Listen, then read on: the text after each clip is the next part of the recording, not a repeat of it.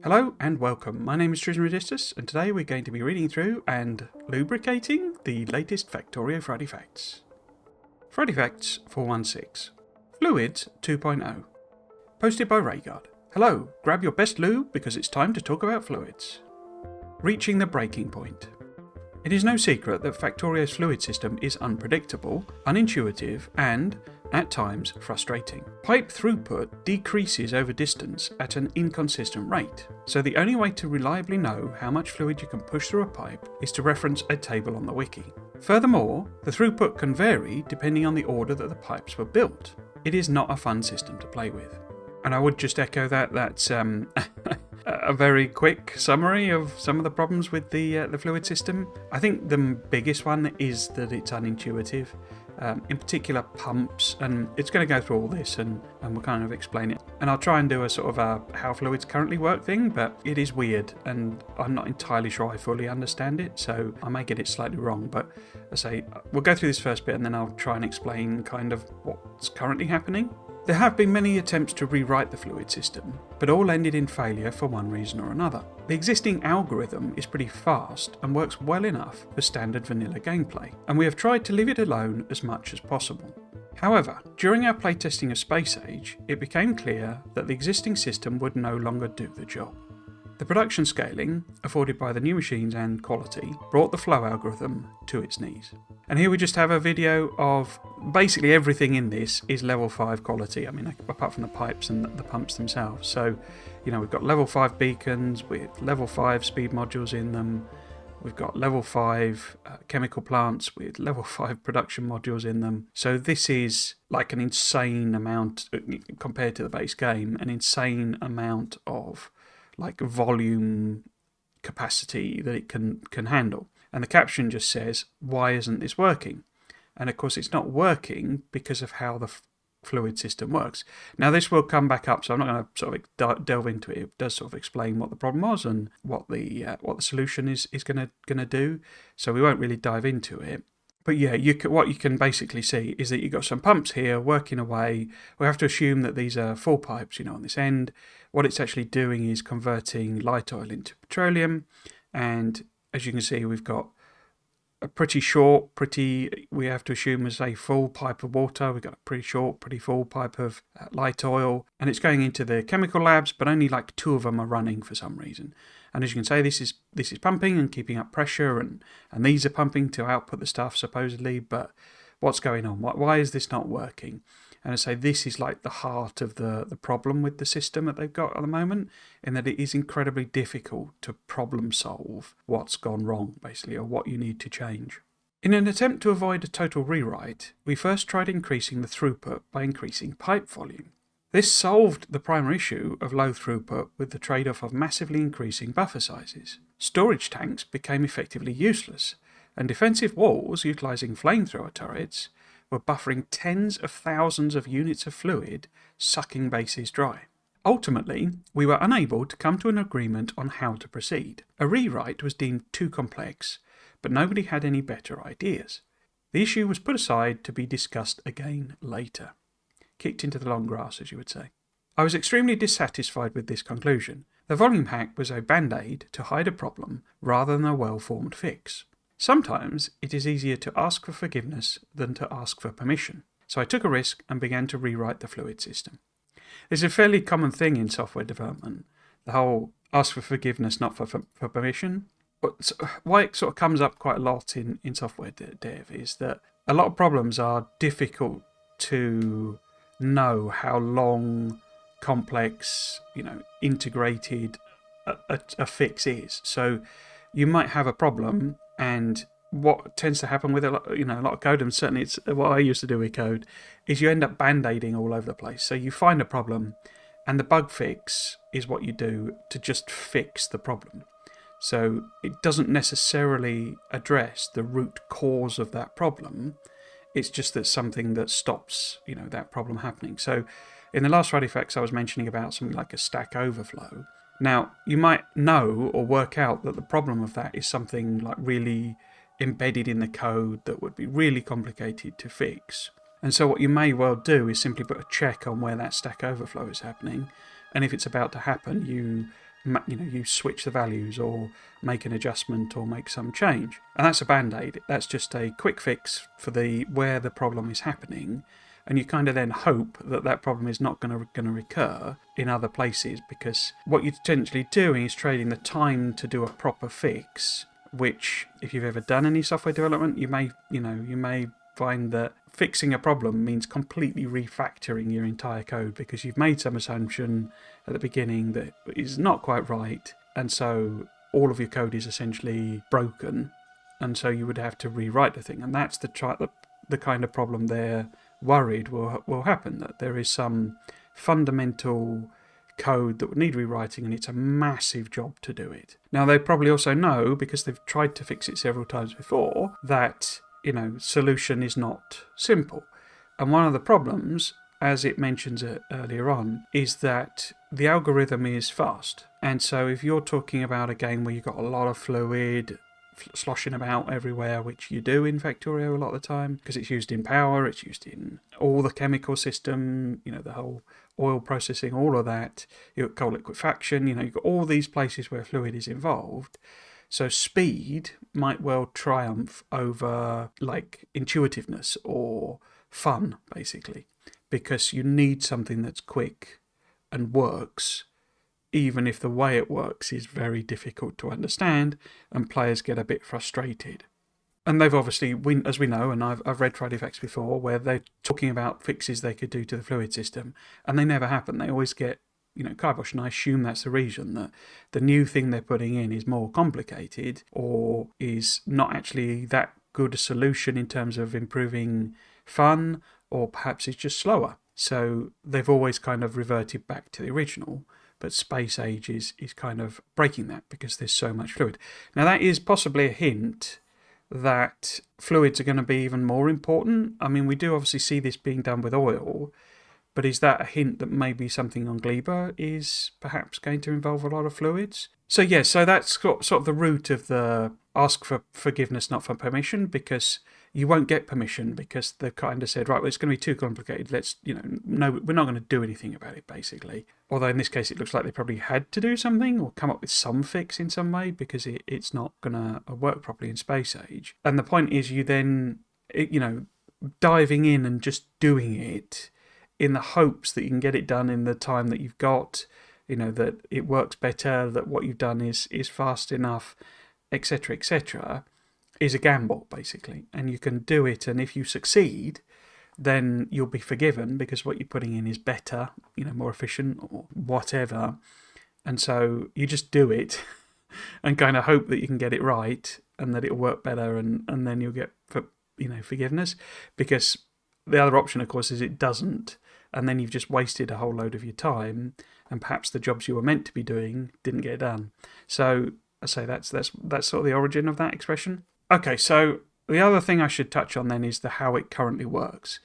There are some pictures in this, videos in this, that I can hopefully use to explain a bit further. But essentially, how you have to think about it is it's a lot more to do with sloshing than it is pressure. And that's why it's unintuitive, because sloshing is a thing for fluids, particularly when you have a big tank. If you've got a car and it's got got a petrol or diesel in it, engine, and it's got a gas tank in it, then that will have what they call baffles in it. And the idea of a baffle is that fluids slosh about, particularly a fuel tank. It's not going to be full 100% of the time, so it's going to have an air gap at the top of it.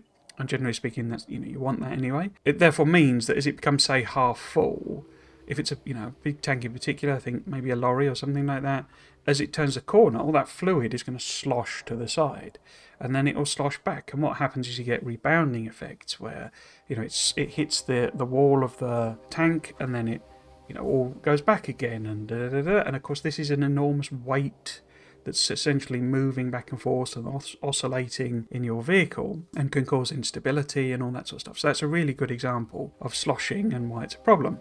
And what they do is they put baffles in. So they put vertical, what do you call them? Well, so they're baffles, but vertical things in that the fluid it blocks the flow, the progress of the fluid. And what they've done in the sort of mechanic for the fluids at the moment is that it is a sloshing type of approach, where if you put a fluid in, say you fill instantaneously the first pipe in a sequence. So, say you've got 10 pipes in a sequence.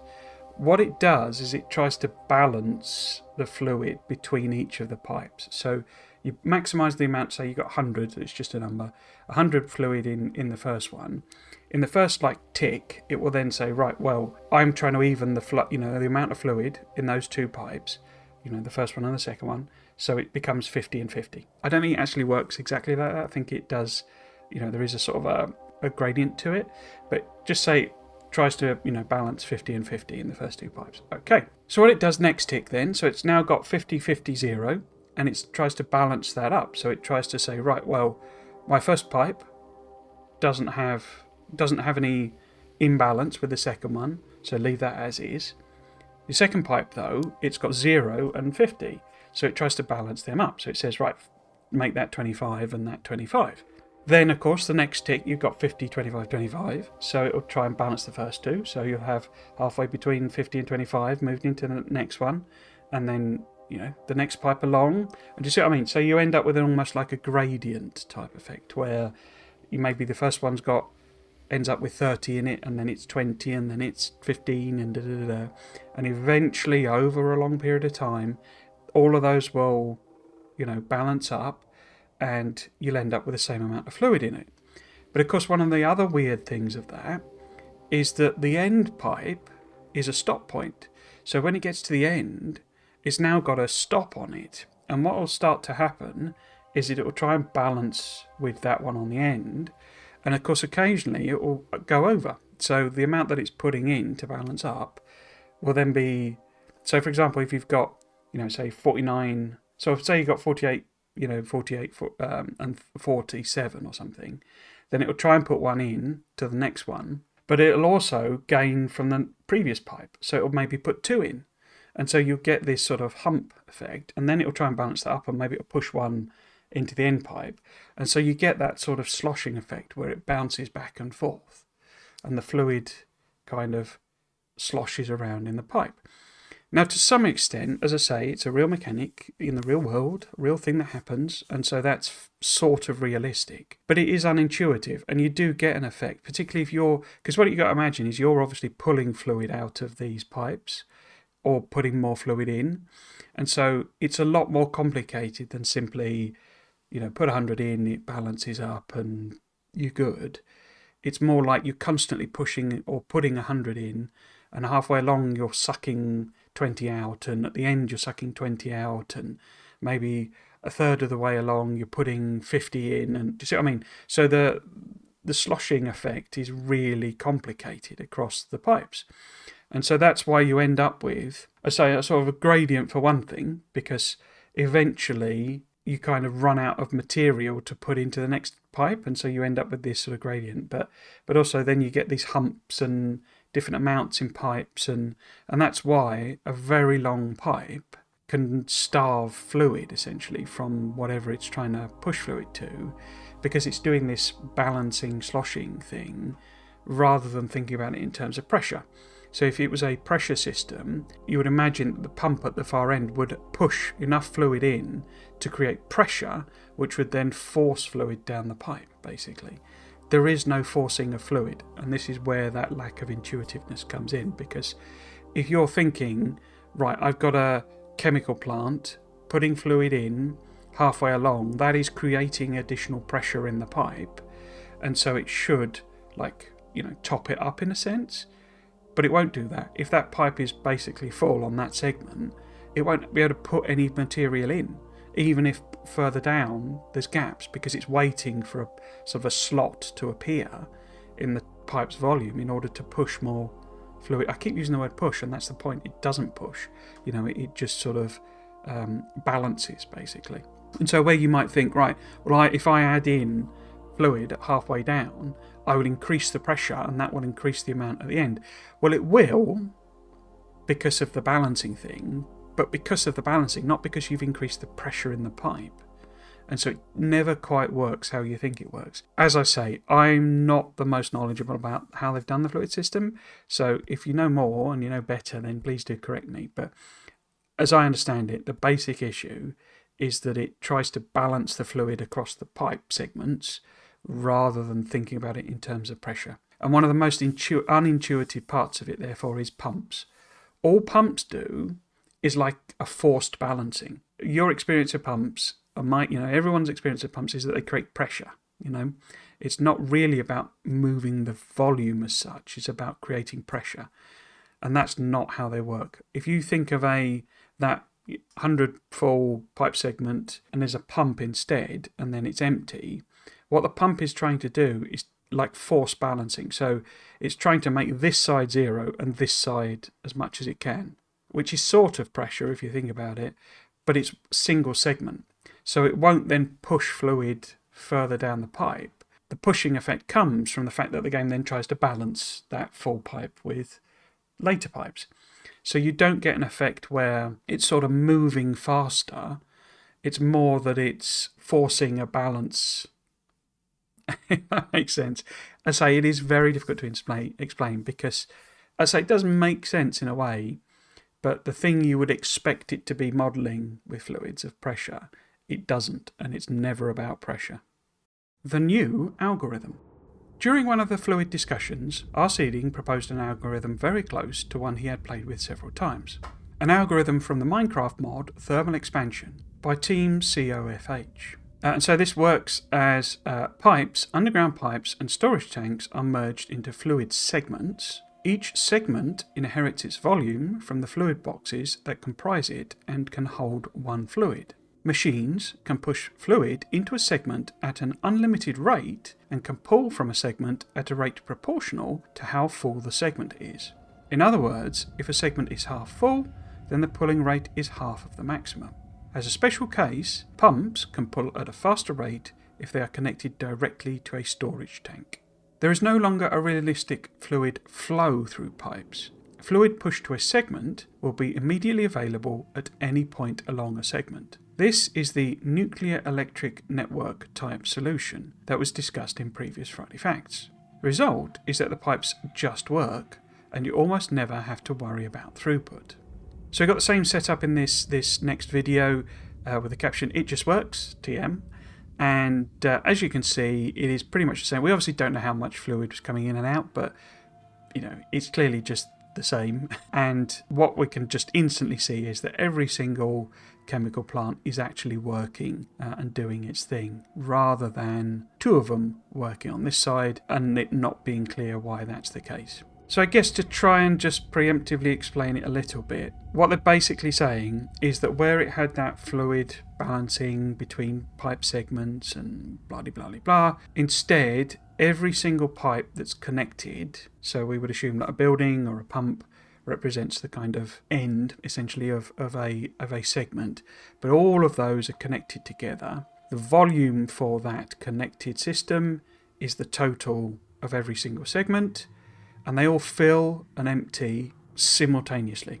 Okay, so if you put, in that previous example where I was talking about 100 in one pipe segment and then it tries to balance it out, instead if you pushed 100 pipe into this 10 pipe segment, instantaneously every single pipe would have 10 fluid in it. There wouldn't be any balancing around, there wouldn't be any sloshing, there wouldn't be any of that. 100 goes in and 10 is instantaneously in every single pipe segment. Okay, and what that means is that anything pushing fluid in is going to increase the entire total volume. It's effectively like they all act as a tank, irrespective of how many segments there are. If you pull out, then it will pull out and effectively evenly decrease that entire volume, but it would do so at a rate that's proportional to its percentage of filling. So in that 10 pipe example, it's 10% full.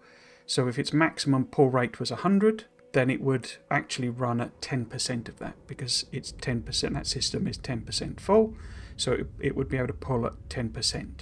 Okay, it is unrealistic, that's not kind of how you would at all. There's no pressure, there's no fluid, there's no sloshing, it's none of those, no flow rather, no sloshing, it's none of those things.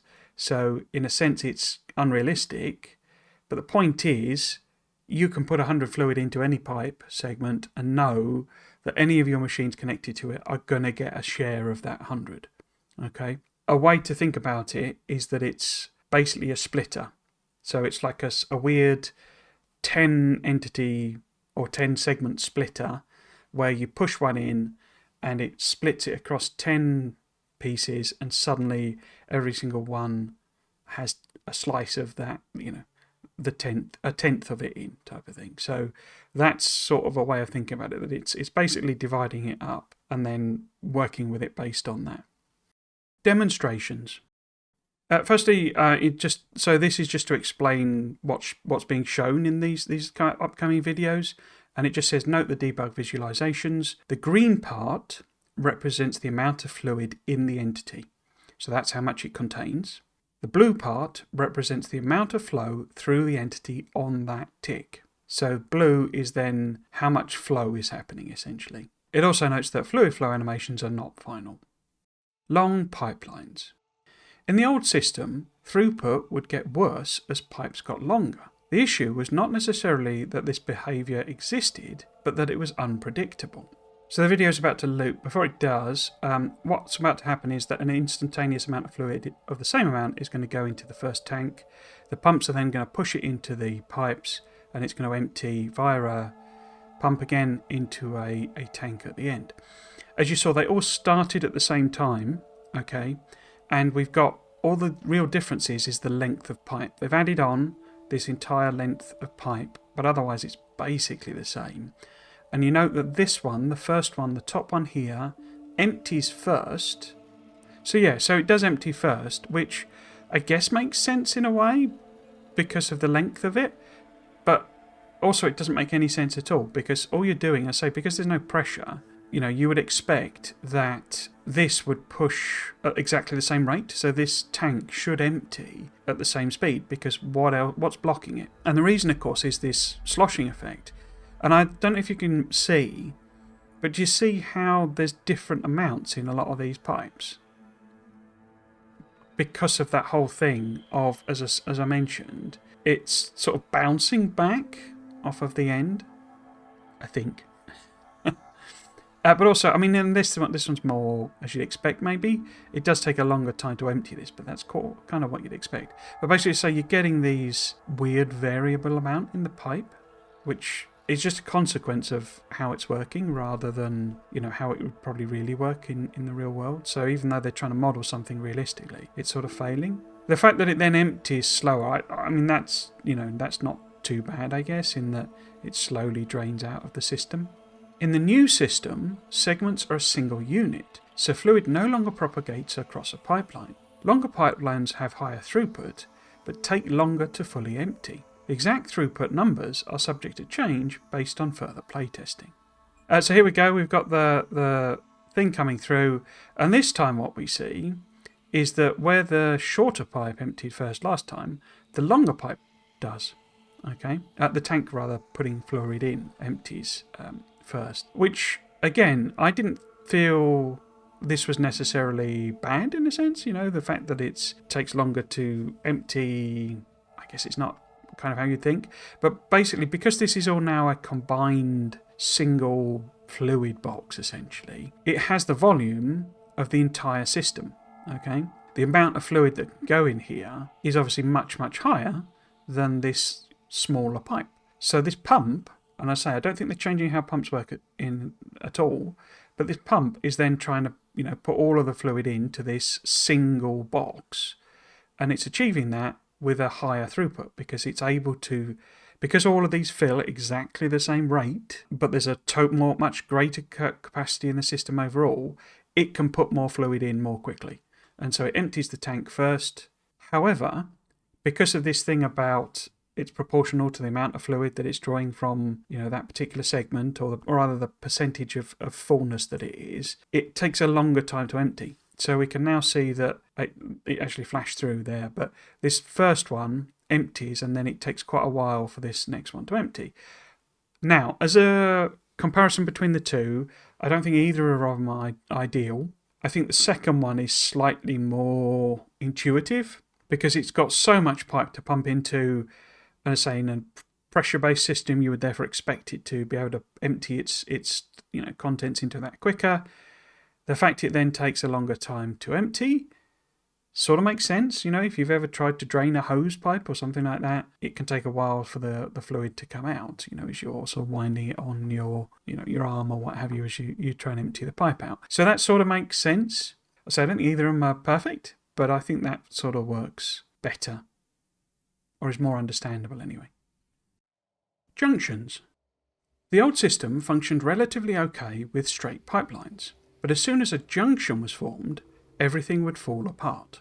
The amount of fluid flowing to each side of the junction would be different based on the order that the entities were built. And that's one wrinkle I didn't mention before because it's really weird. The reason for that, as I understand it, is simply because the way the algorithm works, when it's doing that balancing, what pipes is it connected to and how should I balance it, it's going through the list in the order that the items were built. So in this example, if you'd built that pipe there at the bottom first, and then that one, and then that one, and then that one, and then that one, and that one, and you've got to think you're probably not going to do that, bots could easily do something like that. And so what it would try and do in this balancing of trying to even things up is it goes through them in the build order and then compares them against each other. And so this is a really good example. They've obviously clearly built this in a deliberately weird order, because you can kind of see that the amount of fluid... One of the things that's always visually confusing about it is the pumps are running, but the green bar means there is no fluid in them. Okay? And that's one of the things that makes it really difficult. And these little windows on the pipes, it's like the speed of the fluid flow that indicates the amount of volume in it. I think it's actually related to the blue one, the pressure, the flow through. But you see how this one is giving a mad animation of loads of fluid. This one, it's like some tiny trickle, and this one, tiny trickle. And so essentially how it's doing that balancing and how it's going through them, it's sort of trying to balance things up and doing it in the order. So here, obviously this one must have been built sort of fairly early, and so you get some fluid going that way. But when it's sucked them through, it's then basically trying to balance these two. Even though we've got fluid coming in here, it's then saying, right, balance those, balance those, balance those, balance those, balance those. And never actually then balancing it with this one. And only once these tanks had filled up, and it's what we see at the very end, I think, bang, it suddenly starts pushing fluid here. But even then, it doesn't come into both of these. It goes into that one. Now, obviously, this is a little bit of a strange setup, but if you've ever tried to build an oil system, where you're unloading it or loading it into a train, and it will bring this one up, it's just mad. It's just like you cannot... The only way to do things is like with artificial stuff, with circuit networks, basically, where you force it to do certain things. It just doesn't work how you would think it works, like on any level. Even if you think of this as a sloshing system, it doesn't work like that. Because these pumps don't work like pumps. They work like forced balancers. And so you see you get this very, very weird, unintuitive, bizarre behaviour. Because one of the things with these is that the pipes, can actually throughput an enormous volume of material, of fluid. I think it's like 1,200 or something, which is way more than any machine would possibly need. I say, except, with quality and the new machines, etc. So they may cause a problem. But you can, in theory, push so much fluid through, that it shouldn't be a problem, except you can't, because you get these weird things that just don't make any sense. I'm going ranty now, aren't I? Sorry about that. In the new system, junctions are entirely unimportant. A segment only cares about the machines connected to it. When a machine is updated, its max pulling rate is limited based on the filled ratio of the connected segments. This results in much more even splitting, which, while still not perfect, is pretty dang close. So, that's the basic point. These pipes all connected together. It's a single block. And you see how it fills up at exactly the same rate. So this pushes fluid in at the beginning, okay? It's actually running when it starts. But it's evenly distributed across these because they're one unit. And they all have the same percentage amount in that will, reflect the total volume in that segment. So then the pumps can all pull at exactly the same rate from that single box, and their rate of pulling is to do with the proportion full that in single fluid box is, and so the amount that they extract from it is the same. There is no, well, this tank fills up first, and then this one, and then this one, and then this one.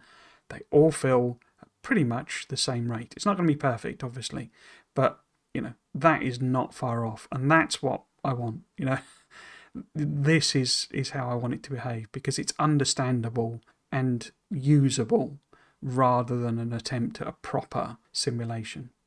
Input starvation. In the old system, junctions would get particularly bad when machines were starved of input fluid. The fuel plant is getting a much larger share of the water than the oxidizer plant. So they're referring here, the one on the left, I believe, is the fuel plant, and the one on the right is the oxidizer plant. So this is a sort of setup on a platform. I'm not sure it looks like one that we've seen before, but basically you've got the oxidizer and the fuel and the oxidizer, other way around. And both use water, essentially. And the water is coming from the melting of this ice, So we've got a crusher here that's taking in crushed ice, and the chemical plant is melting that and producing water. And so both recipes use water. One also uses the carbonic asteroids, and one uses the metallic asteroids.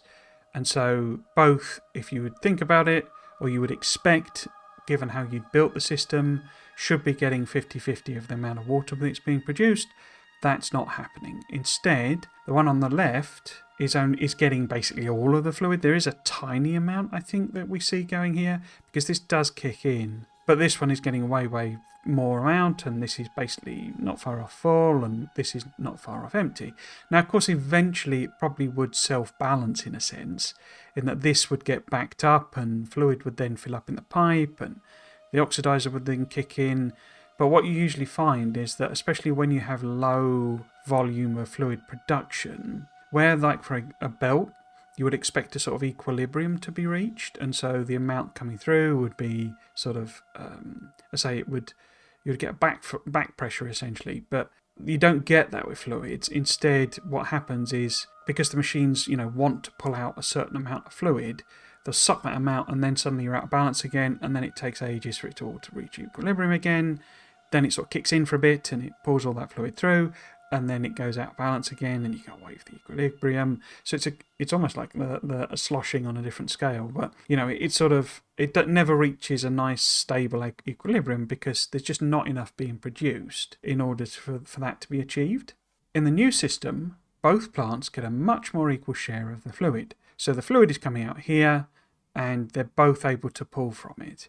Now, because the production is so low, and these two clearly do have a little bit of imbalance, because this one kicks in first and then this one, but you notice how they then basically run fairly constantly. Obviously we can't sort of see the speed of machines, but I guess part of what might be going on here is that maybe this one uses less water, so it pulls less amount, maybe. So that's why the unevenness in starting. But you can basically see that they are running pretty much evenly.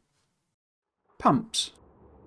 In the old system, pumps were required in order to maintain higher throughput. However, it almost never worked as you would expect. Now, this is the one I was referring to earlier, where this is where I personally would encounter the most problems with fluids, because where you would need to put pumps and how those pumps would behave was never intuitive and was always a bit weird. And so what we see in this video is that a train pulls up, and then the various pumps attach and they extract the fluids. The first one, the first carriage, empties almost instantaneously, because its storage tanks that it's putting into are empty. And then we get this sort of full up effect where the ones at the back aren't able to empty because these tanks aren't empty. And what this design is doing, you see how it's got, in fact, I'm going to do this as a separate video and just pause it basically. So we see the train come in, the pumps attach, the front tank empties, okay, so that one's empty, right, and now this front one will empty as well. Now what you can see from the green bars is that everything kind of behind sort of a line here on this side is full. They have all got maximum amount of fluid in all of them. So these tanks are full, the actual trains are full, the pumps are full, and these pipes up to here are full, okay? But because of how it's doing the whole system, how it's doing the calculations, this, in particular, that pipe there, is basically empty. And this is where I have, this problem, that it's not a pressure-based system. Because you would expect all of these pumps and all of this system to providing a huge amount of pressure, and that this pipe should then fill, because it's getting loads of fluid pushed into it. But it isn't, because it's balancing the fluids. And of course this here, this is your gradient. Can you see? So these greens go down. Yeah, the green bar goes down. And that's what it's doing each tick. It's saying, right, balance these, these two. Balance these two. Balance these three. Balance these two. Balance these two. And so it never takes into account the fact that these have full, would be exerting a huge amount of pressure on the front pipes. Yeah? And so that's sort of the problem, this sloshing mechanic, because there's all sorts of other issues with it. It doesn't have viscosity, it doesn't have any air pressure system to it, so there's no consideration of the fact that are these vacuumed pipe, are the pipes vacuums, or do they have air in them? So there's all sorts of problems with it as a sort of way of doing it. But it's also, and this is the key thing, unintuitive and annoying. So you would expect this, because all of these are pumping into a single pipe segment, to all be putting in the same amount of pressure. And fair enough, the tanks might empty at a different rate. But why then does it get stuck here? Because the other thing that's happening essentially is that this is almost full. So the pump can't put as much in as you'd expect, because it's not pressure based. So it's trying to balance things up between this pipe and this pipe. And of course that means this one's basically empty. And because this is full, it can't push it in at the right rate. Okay, and then you've also got, more tanks here and all this sort of stuff. And this complexity is actually bad. Yeah, so this doing things in a more complicated way with more pumps and all this sort of stuff is actually bad. That's not actually going to achieve what you think it's going to achieve. And that's annoying. You then get a situation with the trains where basically the last one remains full, the last carriage remains full, while everything else is empty. All of these tanks are empty, and it's basically waiting for enough space in these tanks, storage tanks, in order to empty this final carriage. So you then can get, what you're trying to avoid with this is the whole thing of it takes a while for a train to go and fill up with oil and come back and what have you.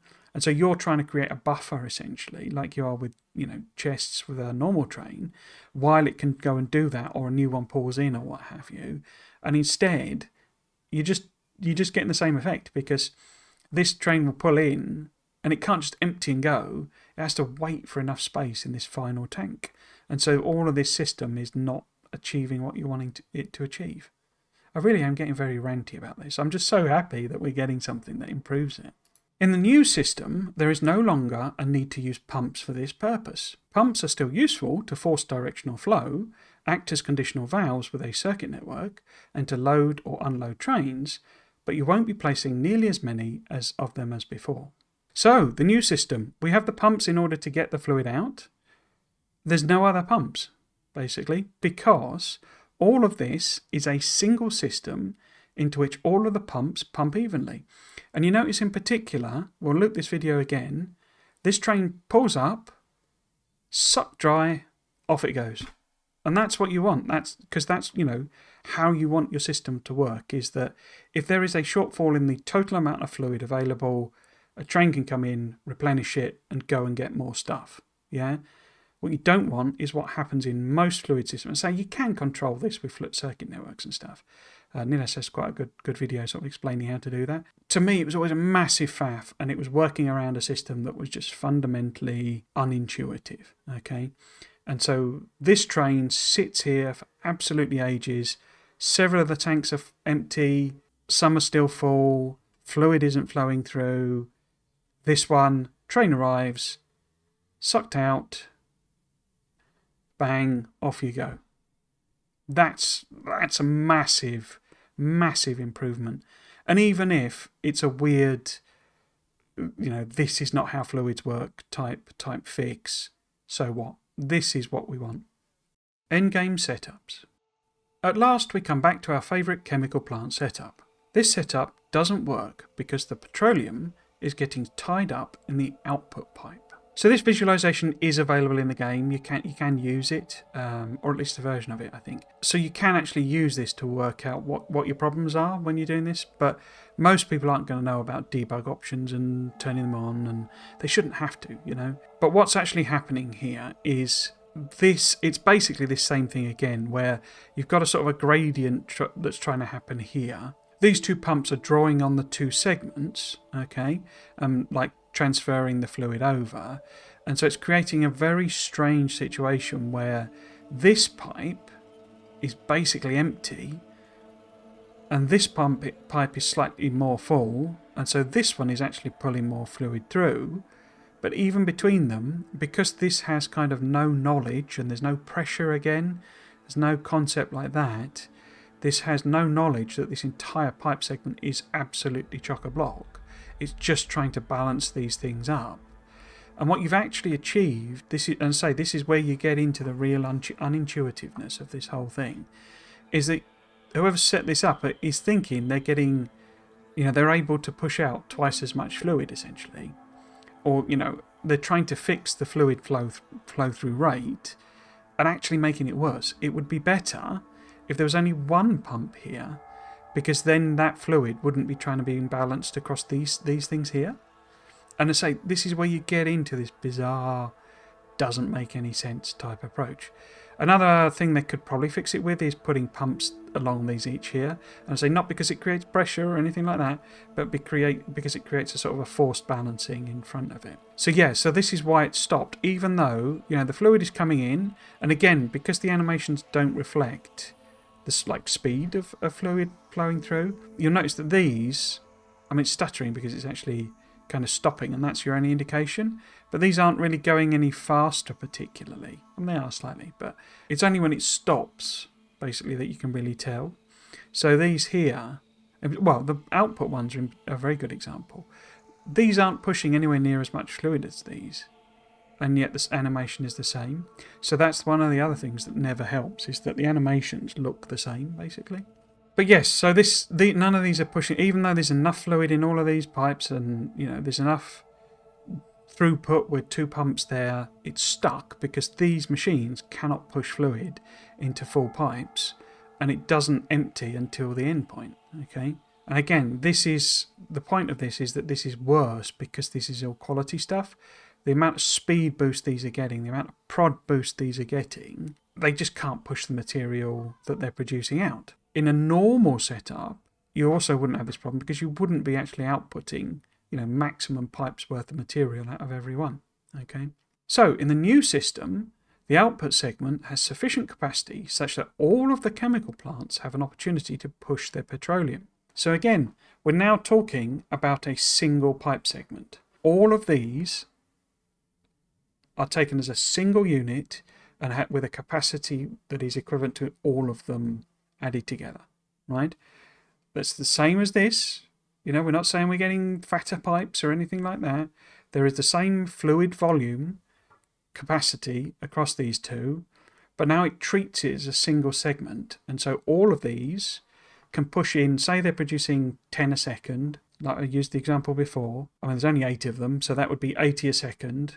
And there's going to be enough capacity in that pipe because, as I say, it's like 1200 sort of throughput each pipe can have. So they are able to easily push that volume in because it takes the whole thing as a single segment and says, right, well, how much total capacity have I got? 2000 or what have you. I'm trying to put 800 in. Easy, no problem. Fills up instantaneously the whole thing. And of course then the pumps, don't cause a weird problem because there's no balancing going on. They're just taking all of the fluid in the pipe behind them and pushing it on. Okay, which is why you are actually getting a little wibble effect because that pump is causing a slightly different mechanic to happen. But basically the point is it's a single box. It can all go in because there's just capacity in the box to do it. And this guy is actually able to pump much faster because it's accessing, the sort of pull rate is proportional to how full that whole segment is. And of course it's nearly full, say 60% full, so it can pump at 60% of its rate and get that fluid moving. So as I say, it is not accurate, it's not representative of how fluid properly works at all, but it's way more intuitive. Fun over realism. The new system is a fairly large step back in terms of the realism of the fluid simulation in Factorio. But, as a game designer, you always have to make trade-offs between what would make sense in the real world and what is fun for a game. Assembling machines abstract away an enormous amount of work that goes into real-life automation and puts it all in a nice neat little box. Similarly, the new fluid system gives you the behaviour you would expect from a pipeline while extracting away all of the details of real fluid flow. It is a very fun system to play with. There are many interesting possibilities with this system that we did not predict, and we will share some of our stories in future Friday Facts. I may also go into detail about the architecture of this new system and how I approach the refactor at another time. There are a few details that remain work in progress, but the new system as a whole works very well. We can't wait for you to get your hands on it. As always, flow your thoughts to us at the usual places. I don't really have any overall thoughts on this one as a speculation other than just, wow. If I was to sort of suggest a way of improving the way that fluids works, this is the type of thing that I would suggest. Now, that's not because I'm some genius who knows these type of things. They have mentioned a similar type of approach to this in previous Friday Facts. And so when I read it before, I was like, yeah, that would be way better. Not because it's a more accurate simulation. It isn't. It's the exact opposite of a more accurate simulation. It's a complete fudge of how fluids should work, could work, can, do work, etc. But who cares? As I always say on these things, you can run around with thousands of nuclear power plants in your pocket. How realistic is the game really? Okay. Making a little bit of a fudge to make fluids stop doing this sort of rubbish and to make unloading fluids on trains, way, way more fun and sensible and reasonable and not annoying, I will happily take this work around, this smoothing out of how fluids work. There are some interesting points that are being made in this, I think, that suggest ways in which you could optimize it and kind of, I don't know about abuse the system, but take advantage of it.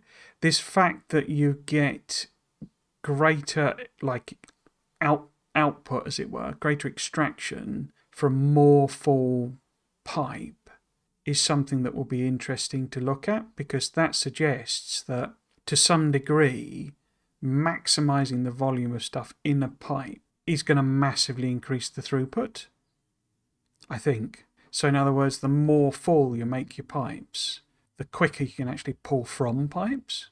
And that will be quite interesting to play with.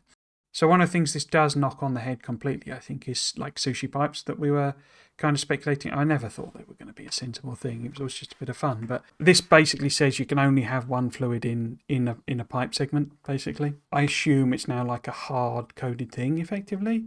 So you can't do any kind of... Because it was obviously tried to block you from connecting multiple different fluids to things anyway. That's what it does. But now it's presumably some kind of more like binary thing. If it's got a fluid in, can't connect, and it's not quite doing the same check in the same way. I would absolutely vote for a bit more of a technical deep dive on this as well. What I'm kind of hoping to some extent, because we are getting relatively close to when the game is meant to launch now. It is, it's months off, but considering we've had, is it a year's worth of the Friday Facts now? It's not that far off the expansion launch, assuming they hit their intended dates and stuff of sort of the end of October. So I'm kind of out hoping we'll get some more of the technical deep dive ones after it launches. I don't imagine the viewership numbers will do great with those. I know the techie ones aren't for everyone, but I'd love to see some of how they've done some of this under the hood, particularly this fluid system, because I can't imagine that reworking this was actually all that easy, because it's a very kind of... It's not like you can just replace a function with another function, because it's clearly how it's doing it is kind of very different. So because this is going through tick by tick balancing, and that's where the origin of that, where it balances this pipe over here and then this pipe over here, simply because the bots laid them in that order, and it's to keep it nice and simple. It's just going through a list, And so it doesn't do the balancing in the order. And so that is one of the things that causes this weird ripply behavior sometimes. Like, in fact, this one, I won't be surprised if this was forced to some extent, that they've tweaked, they've kind of built these out of order to sort of force that to happen. But yes, so very much in favour of this as an improvement and a change. It is unrealistic, but so what? If it makes things work better and more intuitively, and I mean intuitive in the sense of I've connected two things together, or, intuitive in the sense of I've connected all of these together, they should all be outputting their fluids, not I've connected them all together, but because I put two pumps on the end, it's caused some weird maths to happen and none of my plants are working. That's bad. This is good, basically. One of the things this does make me wonder, and this is kind of my only speculation point on this, I think, is to what extent are fluids becoming a thing in the expansion? Because I can fully see that. So the problem that's being identified here is that with Space Age, fluid flow becomes even more of a problem because you've got quality and you've got new machines that do higher volume. Well, the machines that do higher volume that we've seen aren't really, to the extent that we've seen, really that massive on fluids, if you see what I mean. So we've got the foundry uses liquid metals. Is that one of the problems? That because the foundries can just eat liquid metal, it means you couldn't do long chains of them or something like that. Maybe that's the problem they're getting at. Obviously, the EMP produces this. I don't even know what it's called, but it's like the pink fluid, basically, the holmium fluid or whatever it is. But is that it? Is that the only new fluids we're getting? Because those would seem to be relatively minor as you just sort of sit here and think about them. Obviously, I don't know. Could it simply be that bigger megabases are so much easier with these new highly productive machines that because we're not getting a chemical improvement, there is no chemical at plant level 2, or that the Gleba stuff is all belt based, it's not fluid based, as I sort of suspected from when that was all revealed, that actually what you're having to do is just scale up plastic production and scale up sulfuric acid production, and therefore you're using all the old machines. And so if your EMP uses sulfuric acid to do some process, because it's got this massive productivity, it's bigger, so it's getting more beacons, there's quality in there, it has such a massive demand on throughput that the old ways of producing it that you have to use, their inefficiencies make that even more difficult to do. So you've got 3 chemical plants, and that's you're using that to produce all of your batteries, sulfuric acid for your batteries, and that's it. With the new game, actually you would need 1,000, why did I say 1,000?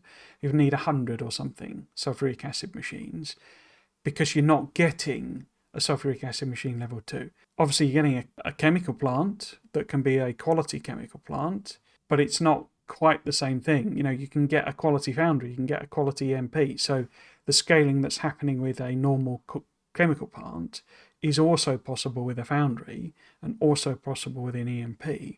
And so it's sort of outstripping what you can do with the fluid system under the current production systems. And they tried doing a bigger pipe, but that effectively was like sticking tanks on for every single pipe rather than, a regular pipe. So yeah, it does make me wonder whether we're getting several new fluids, maybe. Maybe that's what Aquila is all about. Aquila is all about fluids. And so when you get there and you've already got a really big base that's making loads of stuff, and you've now suddenly got to deliver stuff to Aquila because maybe it doesn't have its own resources, maybe that's the issue. Maybe there is no way of transporting fluids other than with barrels, and you've got to take loads of sulfuric acid and water or something to Aquila, and now you've got to do the whole unbarreling thing, and therefore everything gets blocked up because they can't unbarrel quick enough, and that's the sort of issue we're talking about. Because it doesn't sort of feel like we've had too much being added to fluids to really justify like a massive overhaul, or rather to justify the problem that they're talking about is actually there. I hope you enjoyed today's Friday Facts video and might consider coming back for another one. If you'd like to chat about the latest Factorio Friday Facts, you can find me live streaming Factorio every weekend over my Twitch channel at Trismegistus. Thanks for watching. Cheers.